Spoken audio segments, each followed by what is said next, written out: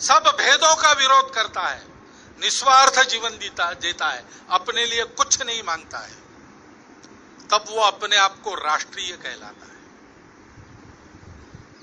और वो स्वयंसेवक है। उसका ये आचरण बाद में अपने को कुछ मिलेगा इस आशा से नहीं है, स्वार्थ के कारण वो स्वयंसेवक नहीं है। बहुत बड़ी मात्रा में युवा आ रहे, कभी कभी एकादा पूछ लेता है शाखा में, संघ में आने से हमको क्या मिलेगा। जब मैं होता हूं सामने, मैं साफ साफ बताता हूं कि संघ में आने से आपको कुछ नहीं मिलेगा, जो आपके पास थोड़ा बहुत है वो भी चला जाएगा।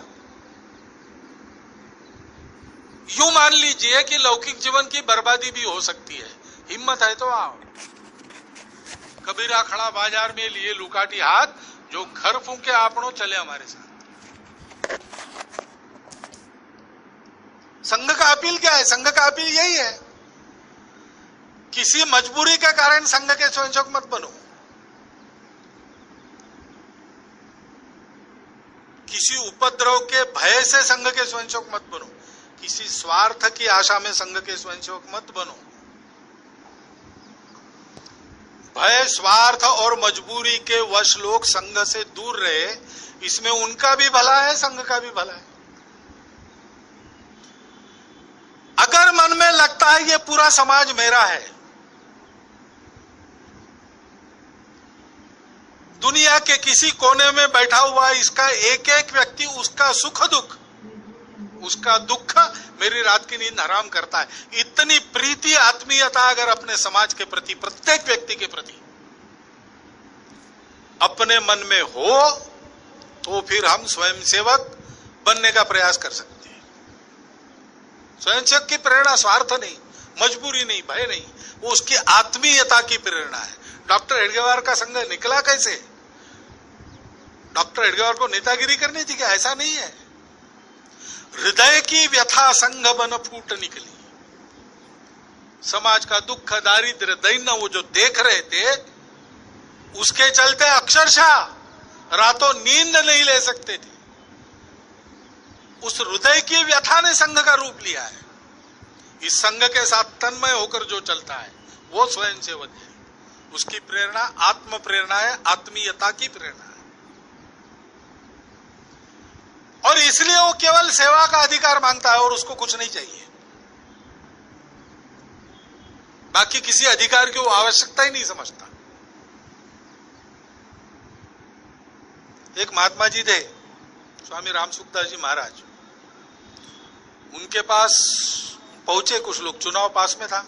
स्वामी रामसुखदास जी अपनी तपस्या के कारण बहुत सम्मानित थे और इसलिए बड़े बड़े लोग उनका सुनते थे। तो आए कि महाराज हमको सेवा करनी है, बस जीवन में जो करना था कर लिया, अब केवल जीवन तो बचा है, शक्ति है, समाज का भला करने की इच्छा है, थोड़ा आप उनको कह देंगे तो टिकट मिल जाएगा, कुछ एमपी वगैरह बन जाऊंगा तो हाथ में कुछ साधन आएगा, मैं सेवा करूंगा। तो महाराज जी ने उनको पूछा कि क्या साधन आएगा? तो बोले फंड आएगा, और क्या अधिकार रहेगा? तो बोले ऐसा करता हूं, तुम्हारे फंड की व्यवस्था मैं करता हूं और अधिकार मैं लिख देता हूं, तुम टिकट मत मांगो, सेवा करो, मैं हूं तुम्हारे पीठ पर। बाद में वो सज्जन फिर से नहीं आए उनको मिलने के लिए। हम ऐसे सेवक नहीं है, हमको कोई अधिकार नहीं चाहिए। चेन्नई में जब लगातार वर्षा के कारण बाढ़ आई तो स्वयंसेवक अधिकारी ढूंढने के लिए नहीं गए, किसी अधिकारी को सूचना नहीं देनी पड़ी, जो जहां था वहां से बाहर निकला।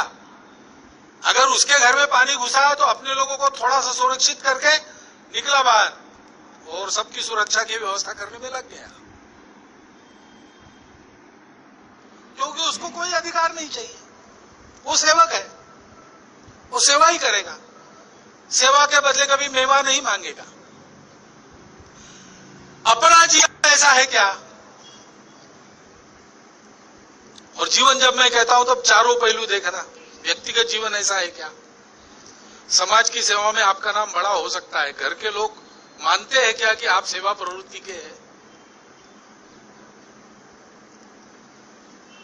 व्यक्तिगत, पारिवारिक, सामाजिक और आजीविका जीवन के चारों पहलुओं में ये सेवा भाव प्रकट होना चाहिए। और वो सेवा भाव ऐसा है संघ के स्वयंसेवक का, वो जिसकी सेवा करता है उसको कभी लाचार नहीं बनाता, सेवा करते करते उसको सेवा देने वाला बना देता है, इतना समर्थ बनाता है, सिंहत्व जगाता है उसका। ऐसी सेवा करने वाले हम स्वयंसेवक हैं। और इसलिए हमारा हर काम स्वयंसेवक का सत्यम शिवम सुंदरम होता है। वो सत्य काम करेगा, किसी के विरोध में नहीं, किसी को मिटाने के लिए नहीं, सबको बनाने के लिए काम करेगा। काम उसका व्यवस्थित होगा, सुंदर होगा, समय पर होगा। हिसाब किताब का संबंध है तो पाई पाई का हिसाब चौक रहेगा, स्पष्ट रहेगा, पारदर्शी रहेगा। और मन की भावना हमेशा पवित्र बनी रहेगी। वो पवित्रता की भावना उस कार्य के संबंध में आने वाले प्रत्येक व्यक्ति के मन में जागेगी, इतनी वो प्रभावी रहेगी। ऐसा सत्यम शिवम सुंदरम प्रत्येक काम करने वाला मैं सेवक हूं, आत्म प्रेरणा से, आत्मीयता से। ऐसा आत्मविश्वास के साथ कहते बनना चाहिए हर परिस्थिति में, हर जगह। तब हम स्वयंसेवक हैं और हम संघ है। हम संघ है यानी केवल समूह नहीं, केवल भीड़ नहीं।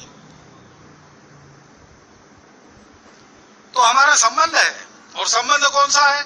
आत्मीयता का।